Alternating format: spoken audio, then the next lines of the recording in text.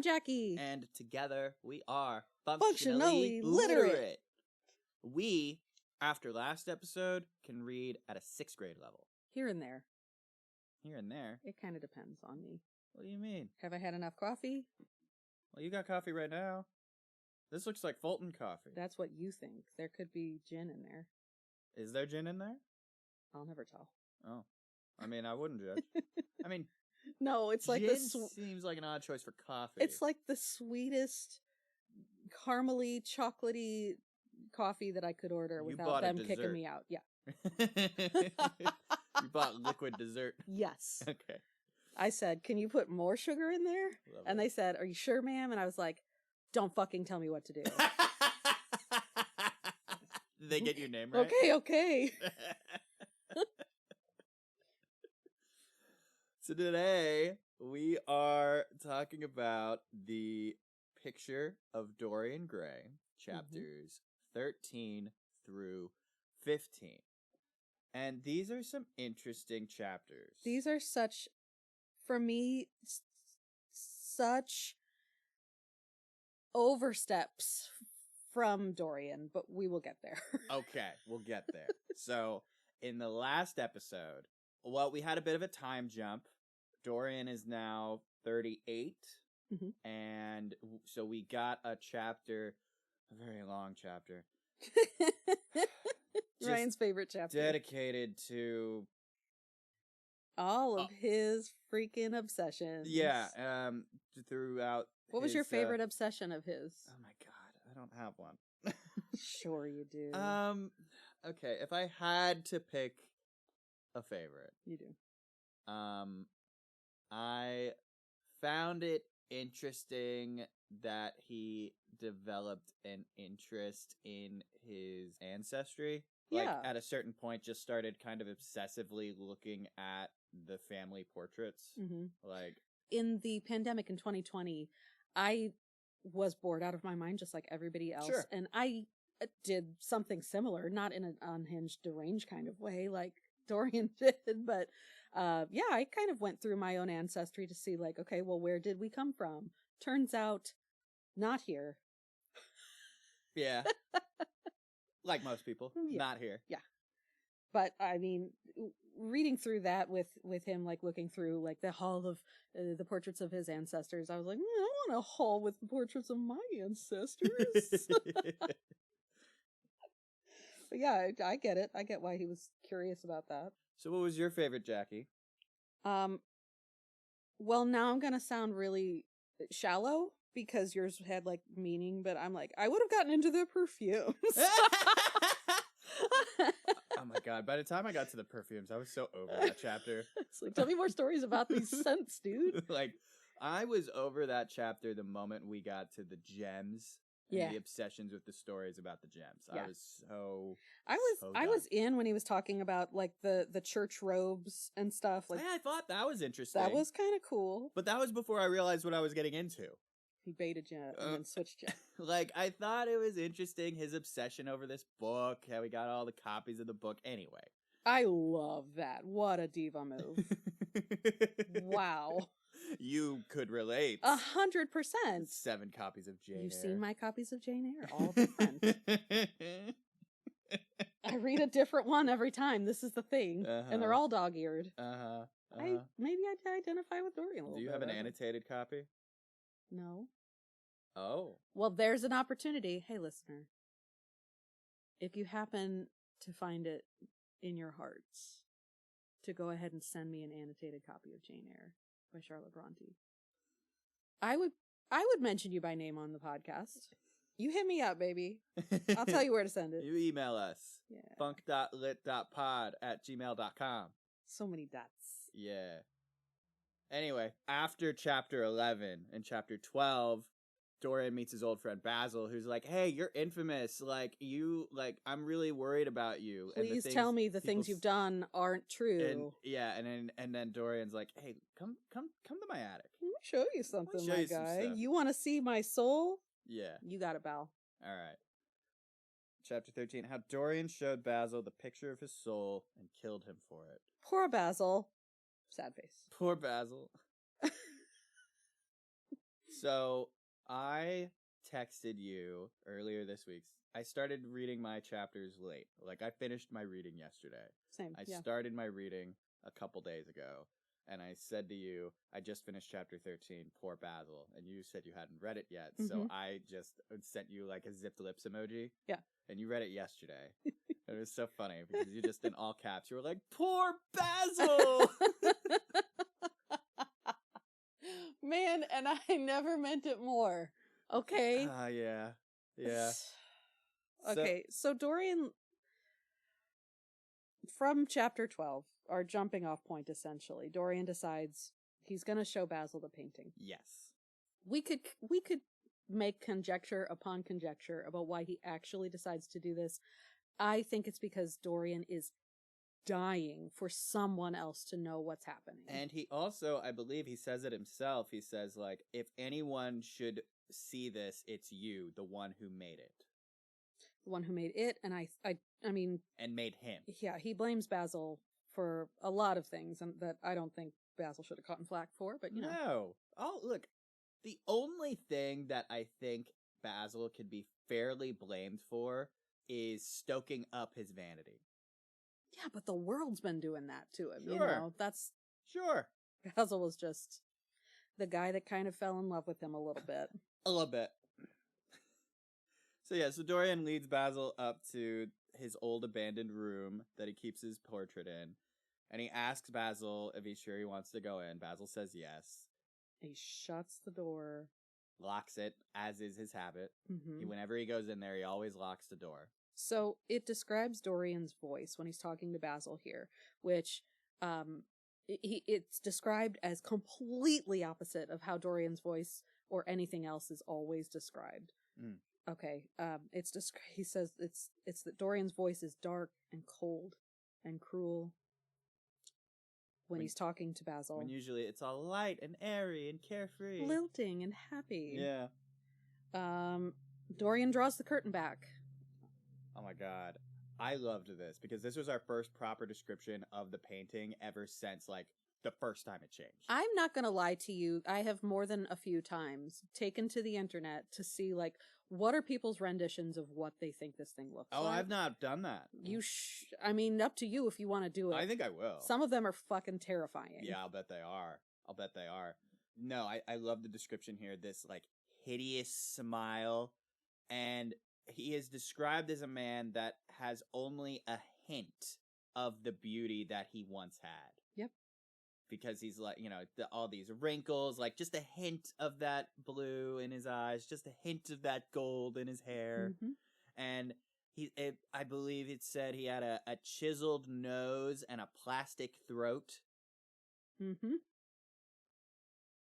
What does that mean, a plastic throat? In the late 1800s. So the portrait is described thusly. It says, the horror, whatever it was, had not yet entirely spoiled that marvelous beauty. Yeah. There was still some gold in the thinning hair and some scarlet on the sensual mouth. I love that's included. Fantastic. Yeah. The sodden eyes had kept something of the loveliness of their blue. The noble curves had not yet completely passed away from their chiseled nostrils and from plastic throat. I think plastic throat here means that his throat had previously looked quite unblemished, kind of perfect. Oh, I see. Perfectly molded. Because the way I interpreted it, he still had that kind of throat, and it's like, why would he still have that? Wait, his face is fucked, but his neck is cool? Yeah, like, he had some plastic surgery there? Yeah. So he can tell it's definitely still Dorian. And it's really fascinating to read Basil's perspective here, like, seeing this painting, because at first he's like, there's no way I made this, but you know, the closer he examines it, he recognizes his painting technique. Mm-hmm. And his signatures in the bottom corner. Mm-hmm. And the frame looks like a frame he would have used. Mm-hmm. And he's looking at it and he's like, I know I didn't paint this, but it doesn't look like it's been altered by someone. And you love his reaction. And I like Dorian's reaction to Basil. Yeah, because this whole time Dorian's just like watching Basil react to this. Yes, it says he was watching with neither sorrow, or joy. There was simply the passion of the spectator, with perhaps a flicker of triumph in his eyes. It's like when you have a favorite movie and you want to show your favorite movie to someone, but you're way too into that movie, and it's like... Watch this. Pay attention to this part. Well, Dorian talks about being a spectator and almost preferring to be in the spectator's seat because nothing hurts the spectator. They just get to be along for the ride. Yeah. That he describes himself like that several times. Yeah. So here's what's interesting. Directly after that line about the flicker of triumph in his eyes, I've talked about flowers a lot. You have. I mean, there's a lot of symbolism in flowers. There is. And I when we first started reading this book, I thought that was something that could not be ignored and needed to kind of dived. I needed to dive into it a little bit more to fully understand it. And so here, he doesn't say what type of flower, but it says he had taken the flower out of his coat and was smelling it, or pretending to do so. Basil cried, "What does this mean?" He's trying to understand, what the fuck is this, Dorian? Yeah. What have you shown me? And so Dorian gives him an abbreviated version of events. He starts going into it, but while he's going into it, back to my flower thing, he's got the flower from his coat in his hand. Yeah. And as he's talking to Basil, he crushes the flower. Dorian crushing the flower is, I think, a really symbolic choice. What do you think it symbolizes? Of Dorian crushing out his innocence, youth, any hope that he had for any redemption at all. I was thinking something similar. Tell me. No, that oh, okay. I was thinking like, probably like he's crushing his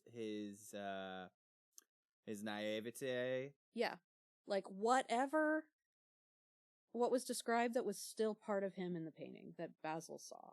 I think that when Dorian crushed that flower and he's getting ready to tell Basil what's up with this painting, I think that was symbolic of Dorian kind of giving it all up. Yeah. Kind of saying, you know what?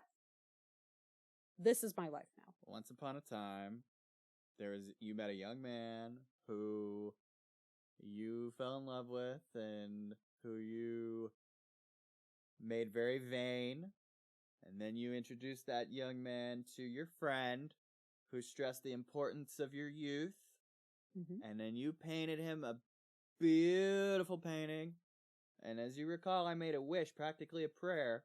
Practically a prayer. Yeah. That hit me too.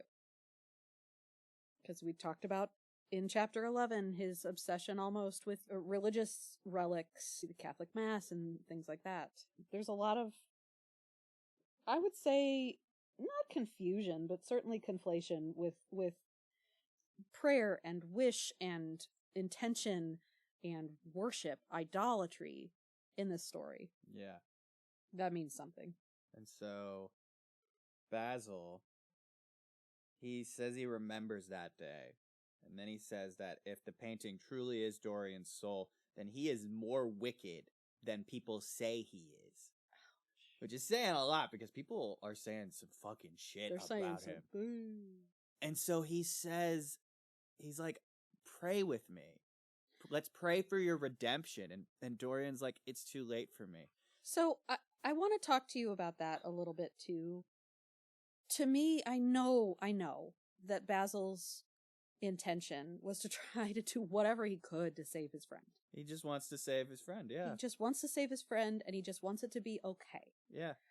And I know that Oscar Wilde would never have thought this, but to me, it smacked of like the pray the gay away. Oh, that's how you interpreted that. I didn't want to interpret it like that, but frankly, in the times that we live in, it kind of it just came to mind.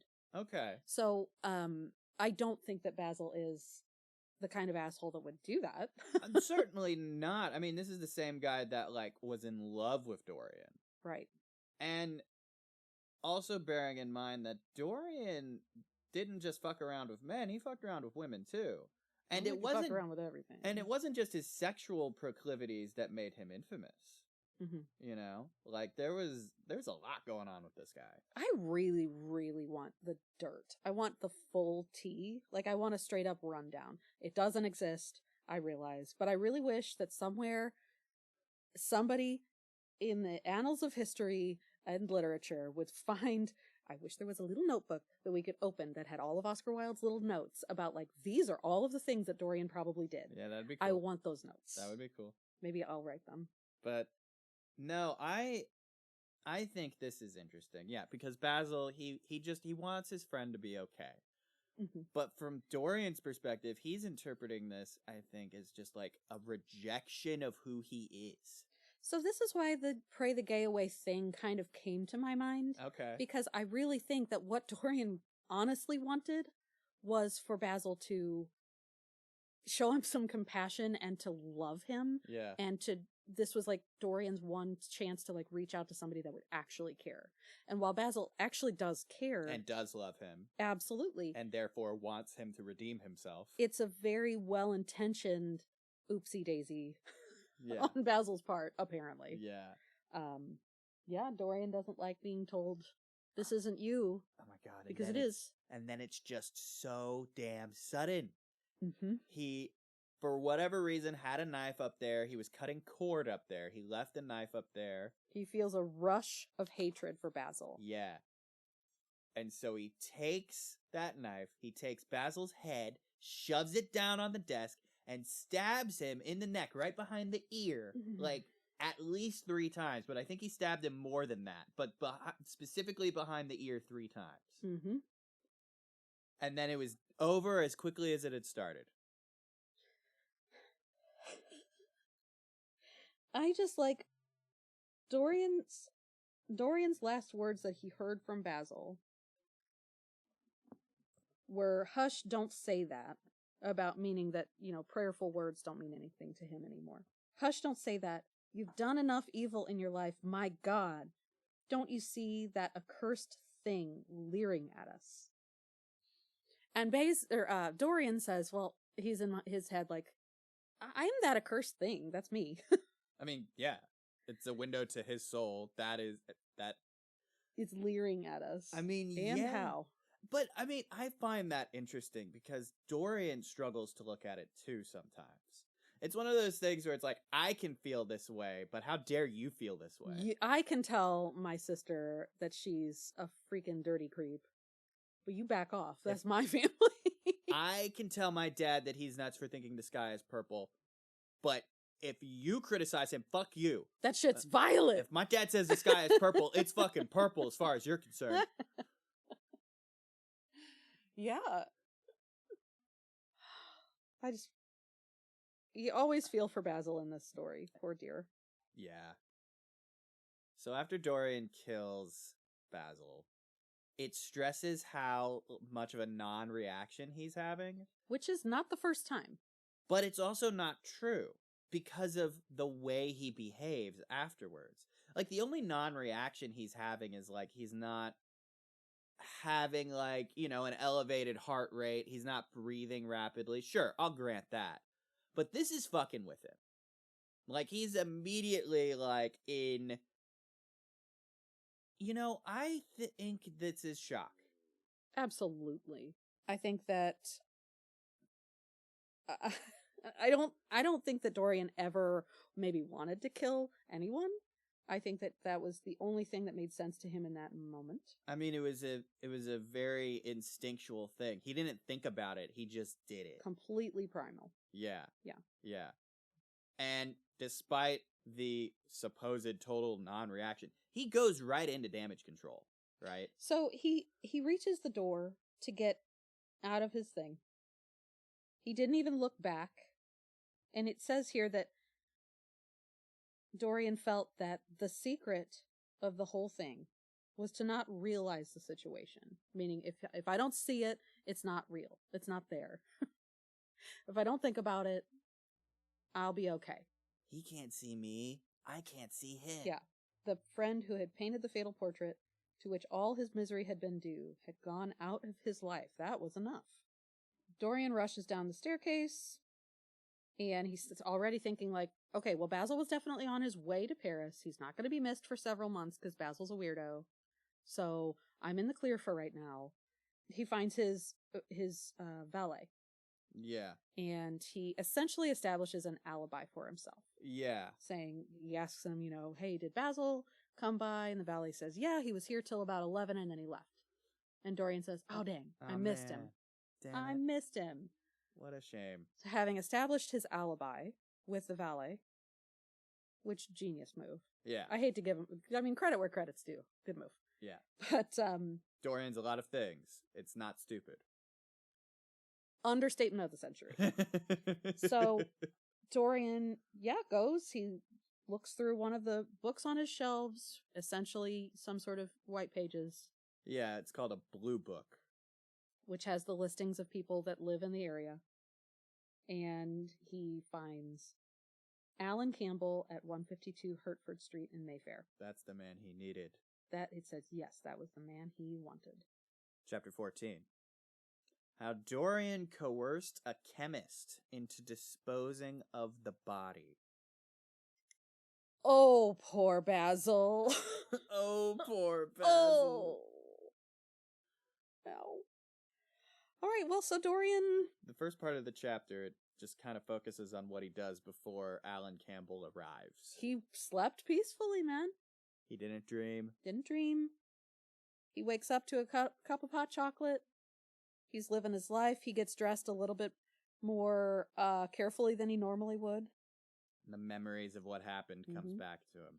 So, it's the way that he kind of starts talking about his feelings about it that kind of got to me. He starts thinking about last night. Yeah. And it says that he's reminded of all that he had suffered. Yeah.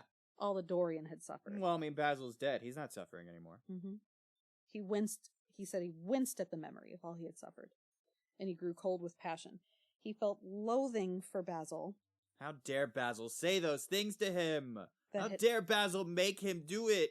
He felt loathing for Basil that had made him kill him. Yeah. Yeah. This is Sybil Vane all over again. Yeah. It's not his fault.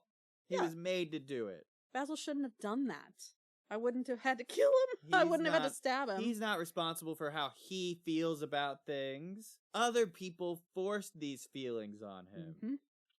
So he decides, okay, he's very back and forth about thinking about this thing, of course. It's probably still freaking residual shock from what happened the night before. Yeah. He sends a note to Alan to summon him. And then he resolves to spend the rest of the time before Alan arrives not thinking about Basil. He decides I'm gonna drive out this thought. I'm gonna take some drugs or it'll strangle me. Of course he can't help but thinking about Basil.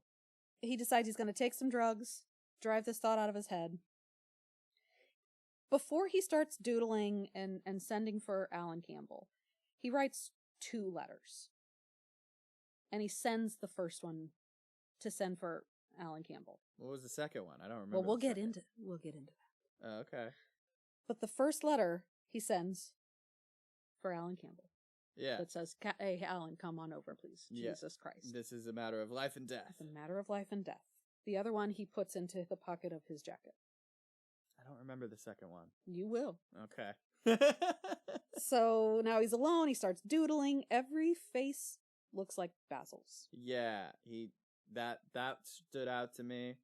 And then also, it was his need to satisfy his sensations. He's basically stimming, really. Big time. Like, he's savoring his breakfast. He's touching the cloth, like enjoying the feel of it on his lips. And then that's when he starts doodling. And he notices all the faces. Wow, they really look like Basil. Yeah. And then he starts reading this French book. Well, he picks a book out at random. And then, of course, in typical Oscar Wilde style, he describes what the book itself looks like, not just what's inside of it.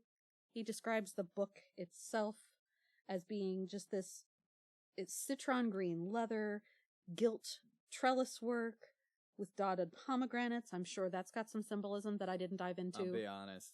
a lot of these descriptions are so flowery, I just kind of gloss over them. Oh, man.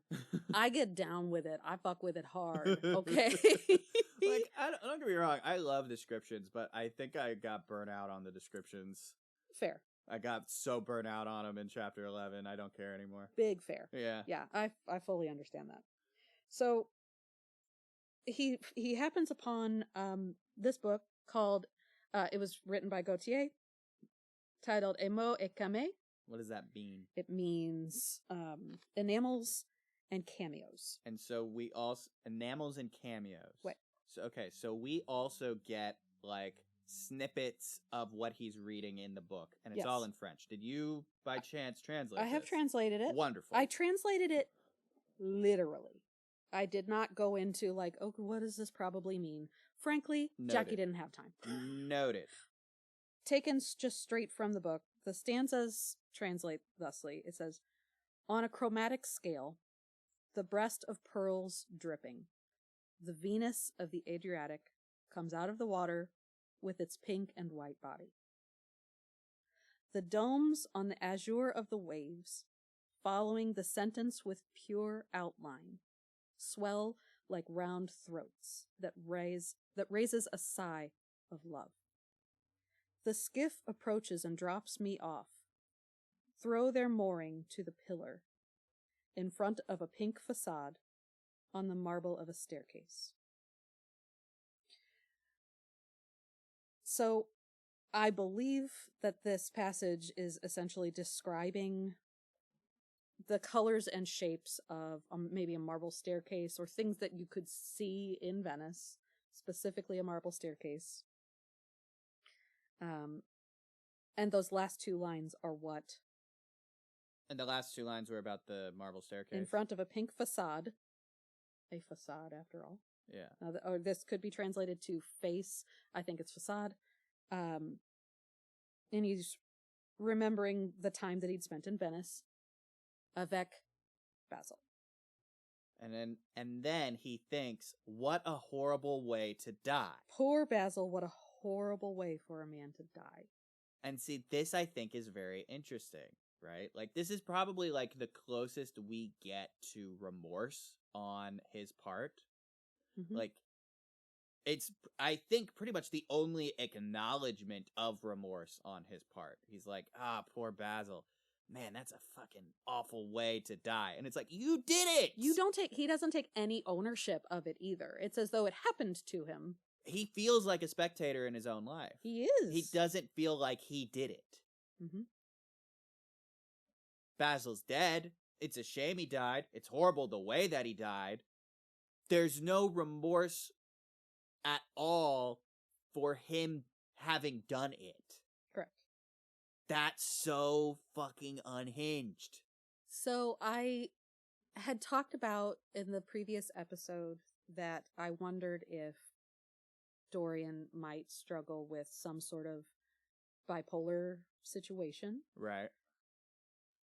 I've also talked about how I don't have a whole lot of experience with bipolar disorder, so please correct me if I'm wrong here, but it feels to me, I've had friends with bipolars, and my thinking is when you're in the manic state, you feel sort of divorced from that, separated from that.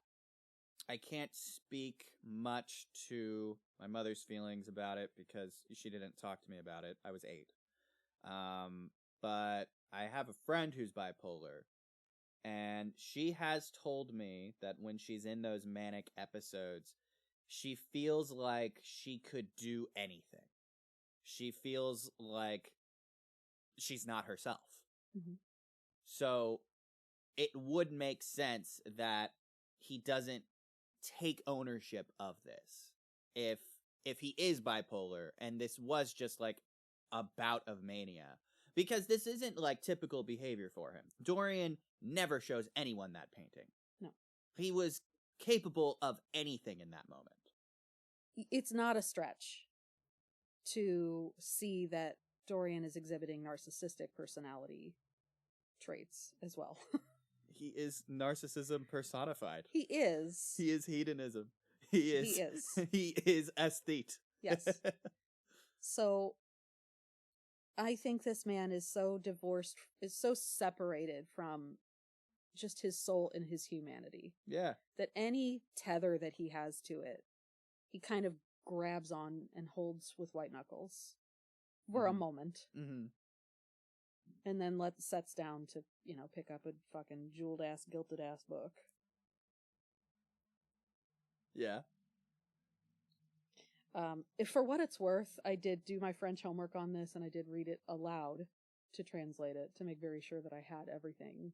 Yeah. The way that it needed to be. Well, that's awesome. I appreciate you doing that. I was hoping that you had done that because I was just like, I was prepared to look up a translation if you hadn't. So so as soon as I saw the passage, I was like, yeah, this is my part. This is me. Thanks. This one's me. Well, and I think, so there's something interesting in the paragraph right before the stanza as well about Macbeth. How so? About how Lady Macbeth can't get the spot from her hands. Out damn spot. Out, I say. So as he's flipping through the book, before he gets to the poem, he finds a different poem about somebody's hands scarcely being rid of their torture stain. Like somebody having done something bad and the evidence was still on their hand. I think I glossed over that. Yeah. Okay. And then it describes the hairs on the hands looked as like a satyr's fingers, which is interesting because he describes what Basil's body looks like upstairs, slumped over the table, and how the hands are like all outstretched and morbid. I remember there also being a description, though, like if not for the wound and the blood, it would almost look like he was sleeping. Yeah. Yeah. Yeah. So Alan finally arrives. He starts sweating it, though, before Alan shows up. Yeah. He's so worried that he's not going to show. He's freaking all the way out. Alan shows. And we learn a bit about him. He's a scientist. He's a chemist. He does the chemistries. At Cambridge. He never wanted to be in Dorian's house ever again. Yeah. Fuck you, Dorian. They were friends, I believe it said 5 years ago.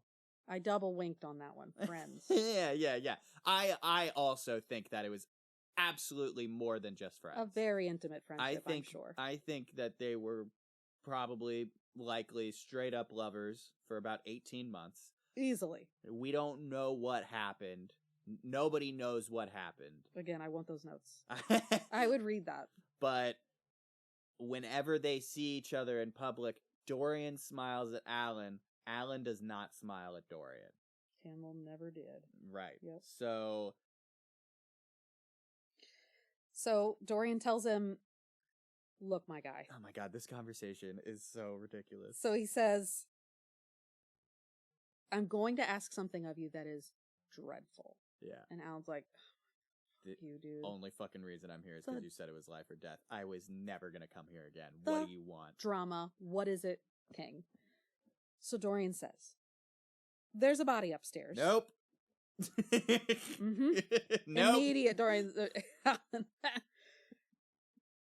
tells him there's a body upstairs, and Alan must change him into a handful of ashes that he may blow away on the wind. Yeah.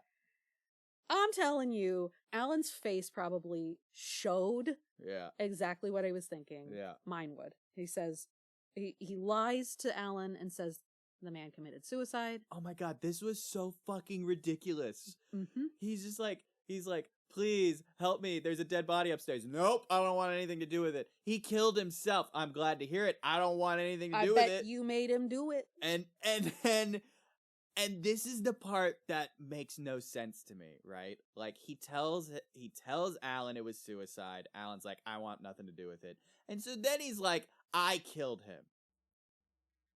Yes. Why would he think that this would convince Alan to help? I don't think that it would. I think that he wanted to raise the stakes because of the second letter that's in his pocket. So, he lies, says that he committed suicide. Alan still doesn't give a shit. He says he wants to see Dorian publicly disgraced. F all the way off Dorian. Dee's like, just pretend it's a science experiment. And Alan's like, no, man. Like, the fuck? This is no good. Dorian brings out the second letter that he had written. Yeah. And he blackmails Alan into helping him. He says the letter in his pocket will essentially fuck him up if he does not help. We have no idea what that note says. No clue. But Alan reads it, and after that, he's very compliant. He gives in. Yeah. He gives in. Now, I'm a little confused here. I'm misremembering this, or maybe you're misremembering this. There's some misremembering happening Never here. do I misremember, but go on. Maybe it's because I'm reading two different versions of this book. I'm reading the classic and uncensored version, as a reminder. As I recall, when Alan is saying, no, I'm not going to help you, Dorian, in that moment, writes something on a piece of paper, looks at it, considers it, and then hands that to him. So he does. So I think that was like I don't want to have to say this, so I'm not going to. Yeah. But do you remember this, bro? Uh-huh. Alan reads it. So he's aware of what Dorian's trying to tell him. Yeah. Hey, I have this info on you. I've got this dirt. Remember? Yeah. And then he says, I have this letter in my pocket. I will mail it if you don't help me. Oh, okay. I missed that part. Yeah. Okay, I see. I will mail this letter, so help me God. If you don't do this for me, you will be exposed. Okay. And destroyed. You have no choice. Yeah. So Alan starts asking about, okay. He starts asking practical questions. Is there a fire upstairs? Let's go. So he says, I'm going to go get my equipment. Dorian says, absolutely not. You will not leave this house right now. We'll send for your equipment. So he sends for the equipment. It comes back in a great big trunk. Yeah. Heavy. The two men carry it up the stairs to the room. And he also gives his valet instructions. He tells his new valet, the old one is no longer in his employ. Peace out, bro. He told his valet to go to get orchids and to make sure there were as few white ones as possible. In fact, I don't want any white orchids. I don't want any white orchids. Yeah. I think this was just to get him out of the house. So orchids could traditionally symbolize things like love, beauty, refinement, and thoughtfulness. They're also associated with luxury, opulence, and strength. Different orchids can have different meanings. White, of course, would signify purity. What do the purple ones mean? Loyalty, respect, and a sense of luxury. Maybe. So, the way Dorian views this is very different from the way Alan views this. Alan's like, fuck you, you're a demon. Dorian's like, I wish that you had just like a little bit of the compassion and respect for me that I feel for you. Like, despite the fact that Dorian's blackmailing him, he is very grateful that Alan is helping him. He should be. He should be. He should. I am at a loss. I don't understand why on earth. I mean, there's only one person that Dorian has that could help him at all with this. And it's Alan. Because he is a scientist and has experience with chemicals and all the different things that they can do. He helps Alan take the trunk up to the room, and then he's like, I don't think I can go back in there. I don't think I can face what's in there. And Alan's like, that's fine. I don't need you. Your presence isn't required. And so he unlocks the door for Alan. And this was amazing because for the first time in Dorian's life, he realizes he had forgot to cover the painting back up. And he doesn't look at Basil. He makes a point to not look at Basil, but he looks at the painting, and the painting has changed again. The painting depicts him still with that hideous smile, and he is covered in blood. I read it as, like, the hands looked like they had blood on them. Yeah, I mean, he's not, like, drenched in blood. But he's got... covered with blood, my guy.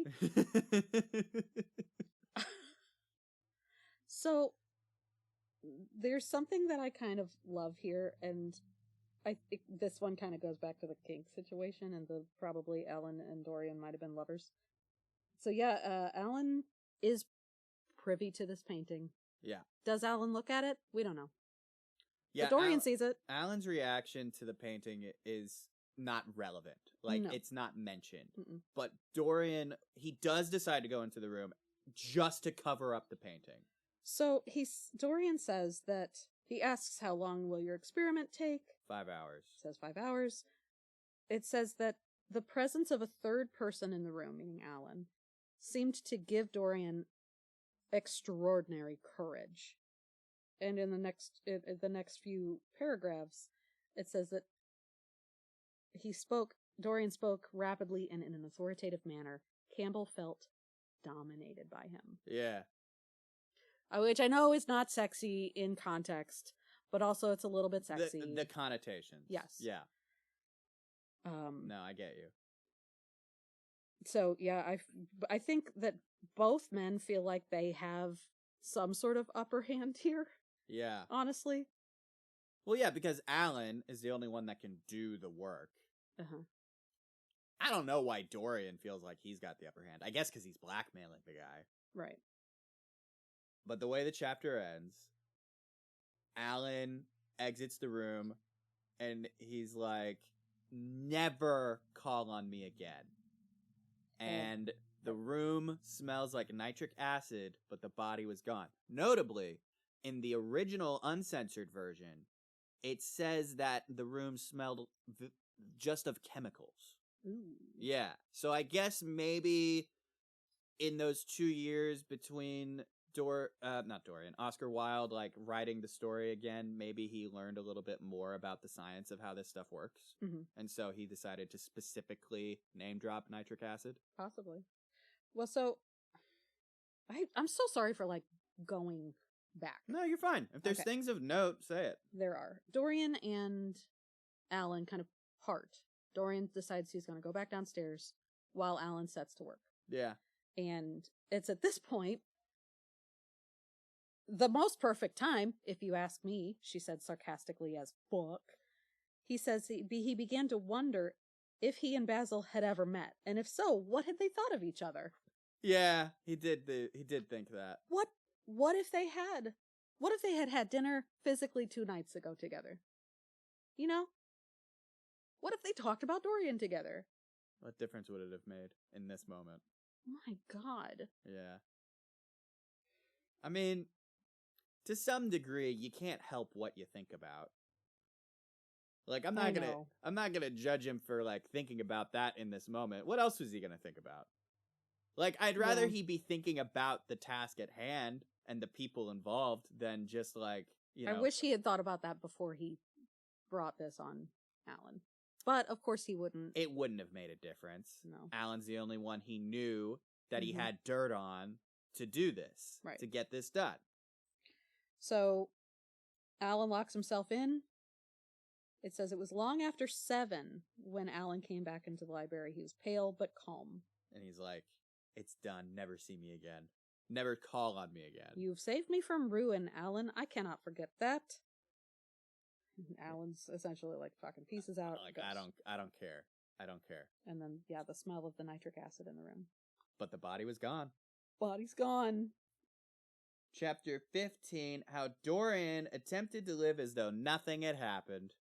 So this is one of the new chapters. This is one of the chapters that was written specifically for the 1892 version.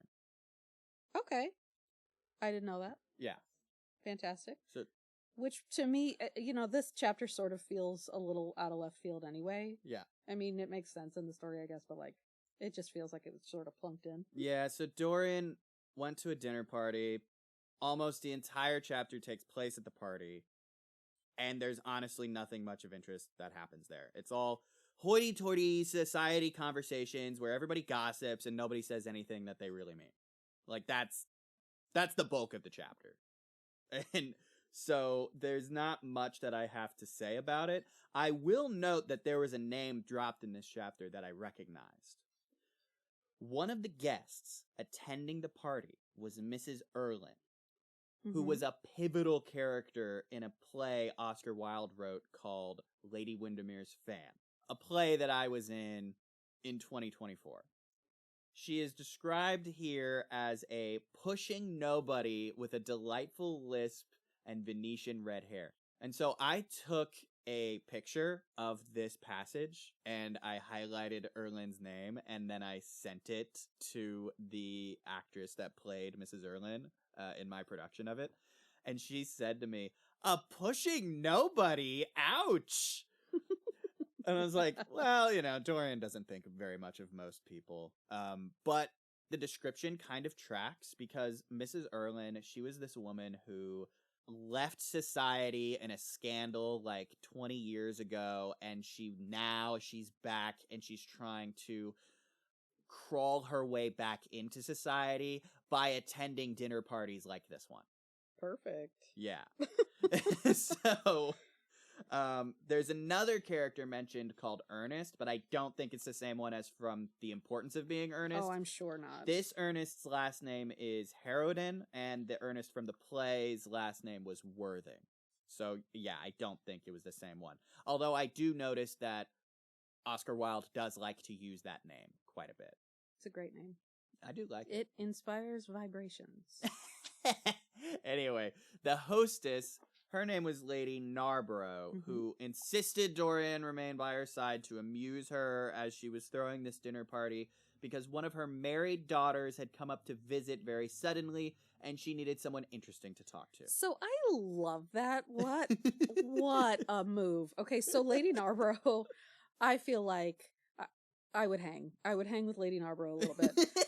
But also she's sort of a bitch to her daughter. So she talks about how her daughter and son-in-law came into town, and she definitely sees them as sad, boring country folk who go to bed early. They wake up early. And she visits them every summer to liven up their lives. To liven them up. And I want to know the daughter's point of view so bad. I would like to know the daughter's point of view, like, too. she's probably so happy in the countryside. Probably. Living this life of purpose. Yeah. Close to the land, doing things. Like, it's just so funny. I love that. Yeah. But anyway. And so, yeah, Lady Narborough basically expresses to Dorian that this is a boring party, and Dorian admits to himself that the party is quite boring.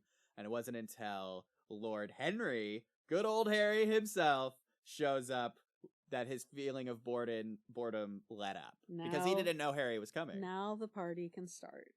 However, despite his friend being at the party, Dorian had no appetite, which put out Lady Narborough. He doesn't have an appetite, but it is mentioned that he is drinking champagne. And the more he drinks, the thirstier he gets. And how? Yes, I just thought it was funny that Lady Narborough was upset with him for not eating because she said that she designed the menu specifically for him. Yeah. And he's not eating anything.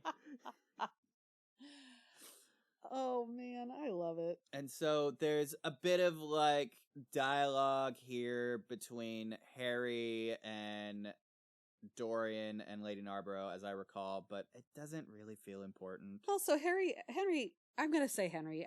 We go back and forth. Sure, anyway, whatever. So Henry asks Dorian, because he senses something's up, and he says, what's on? What's going on? And Lady Narborough says, I think he's in love. And Dorian responds with, I haven't been in love with him in a week. Yeah.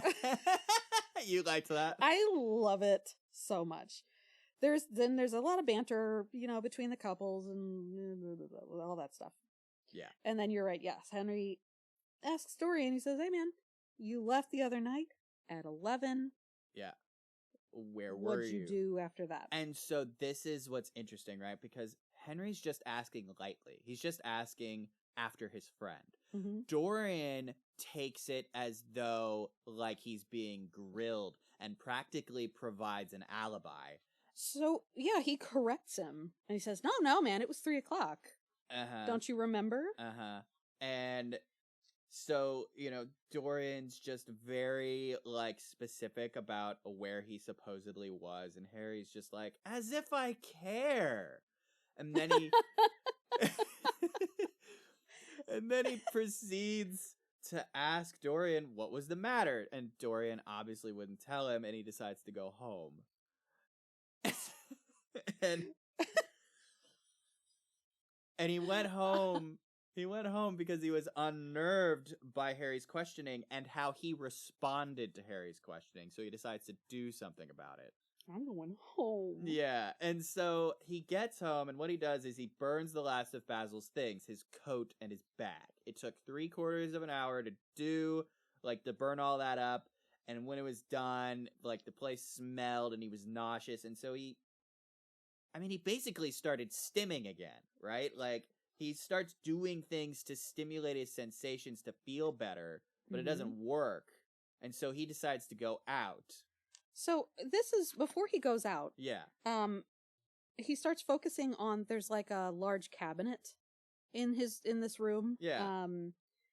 And he kind of fixates on it a little bit, and he finally goes and opens it. And inside of this elaborate ass cabinet, there's like a hidden drawer, like a triangular hidden drawer. And there's like a paste or something in there. He says that the drawer holds like an intricate box. Yeah. It's like this beautiful, crazy box.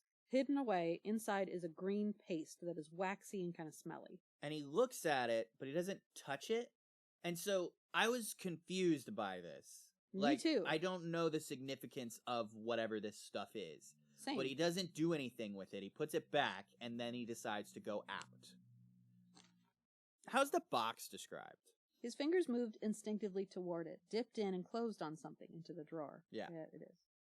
It was a small Chinese box of black and gold dust lacquer, elaborately wrought. The sides patterned with curved waves, and the silken cords hung with round crystals and tasseled in plated metal threads. Okay, I see the connection then. The connection's very clear then. So, spoilers for the next chapter. The reason why this is significant is because in the next chapter, he goes to an opium den. So he's looking at this Chinese box and whatever's inside, probably of Chinese origin, and decides, like, the connection in his mind is made there. He decides to go to an opium den. You know what I need? Drugs. I need drugs. And so, yeah, he goes out, he hails a cab. He dresses commonly. Yes, he does, because he doesn't want to be observed. He doesn't want to be noticed. So he hails a cab. And he tells the cabbie where to go. The cabbie's like, that's out of my area. He gives the guy a lot of money, and he says he'll give him more money if he gets there quickly. And so then the cabbie decides he starts making his way towards the river. Fuck yeah, guy, let's go. Yeah. Dorian gonna get crunk. Dorian's about to get fucked up, okay? Yeah, man. Good for him. Who among us, am I right? Not me. No, yeah, not me too. I mean, I've been prescribed opiates a time or two as needed, and they're dangerous. Like, those are not things I want to be on long term. After I had my first child, I was prescribed Percocet. To manage my pain, and I was terrified, and I flushed some damn things down the toilet. I realized I shouldn't have flushed them down the toilet, but I couldn't bring myself to take them. I was scared. Yeah, so I just suffered. Damn. I mean, honestly though, I get that, because the thing about opiates is it dampens your pain, and the thing about pain is that it's kind of always there. It's just that the human mind does a really good job of tuning out a lot of that background pain. But if you're taking something to treat that pain, to dampen that pain, like opium does, and then you suddenly don't have it anymore, since you've not built up that, like, I guess, resistance or mental fortitude in your mind, your tolerance to the pain that you're going to always be feeling, of course you're going to be addicted, because it's like, I got to get rid of this pain. Yeah. And I've talked about this in another episode with another person before.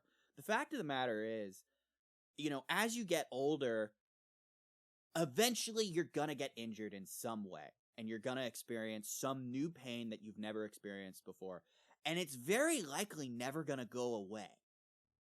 Like, that's just going to happen as you get older. Mm-hmm. And so treating it with, like, opium or some opiate derivative, it's really just not the way to go.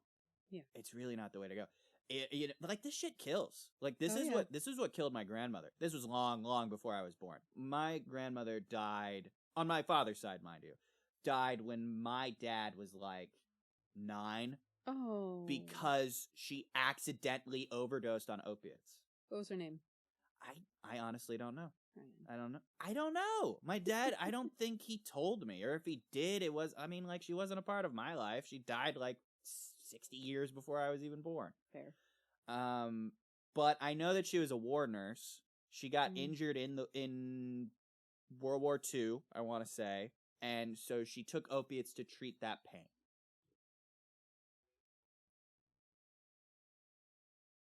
How easy it is to overdo it. Yeah. And get, kind of swept into the sea of opiate addiction. Yeah. But, I mean, I know that when you take it, it can make you feel very swimmy. It can help you forget. Mm-hmm. It can, it screws with your memory if you take a lot of it. So it makes sense that Dorian would be going to an opium den. Again, that's not mentioned at all in this chapter. We don't know that until the next chapter. But I feel it's relevant to mention since we do have that, subtle connection with the Chinese box. Yeah. Which we only figured out just now. Yeah. Because at the time, I was just like, what the hell does this have to do with anything? Well, I read that it was Chinese box, but honestly, there's so many descriptions of so many intricate things in this book that I kind of unintentionally glossed over it. I think that's very easy to do when you are flooded with descriptions. Flooded. Which is lovely. But honestly, I feel like if Oscar Wilde was here listening to our podcast right now. Yeah. Our podcast. You're welcome. But I think that he would be kind of really, really mad at us for glossing over all of his descriptive things. Well, I mean, how mad can you get? It was written over 100 years ago. It was written 8 years before my house was built. I'm not joking. Yeah. I mean, writing conventions change. There's a lot here that I see that's influenced modern writing, but there's also a lot here that I see has gone by the wayside. Yeah, probably so. You know what I mean? Anyway, in 2 weeks we are going to be discussing chapters 16 through 18, and you know where we're going, an opium den. Woo! All right, see you then. Bye. Bye.